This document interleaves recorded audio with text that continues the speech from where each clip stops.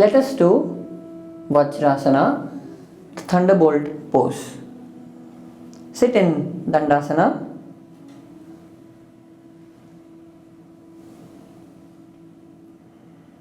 From here, fold your right leg, take it under the right buttock, left leg under the left buttock.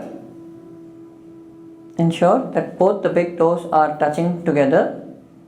Sit in between the heels with your spine erect, both your palms on the knees or thighs turned up.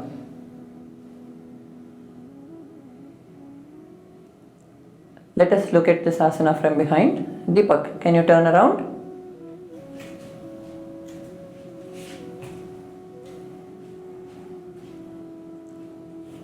Can you rise up? Put both your hands down and rise up. Look at how both the big toes are together and heels are away, and he is sitting in between the heels. Vajrasana, very good posture for digestion. Turn around.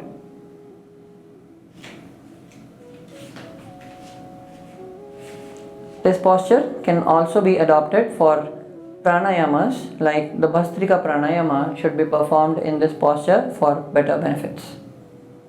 Very relaxing. After a meal, it helps you in improving the digestion process by sending in more blood towards the digestive system. Those who have problems with the knee can use some props. Let us look at how we can use props to do Vajrasana. This is for people who are not flexible enough at the knees or ankle. You could use a pillow under the knees or a blanket under the knees or under the ankle.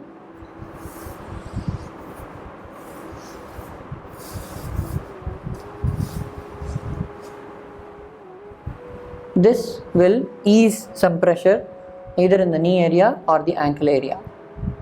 Alternatively, you could also use a bolster and sit on it to ease the pressure on the knees and the ankle. Relax.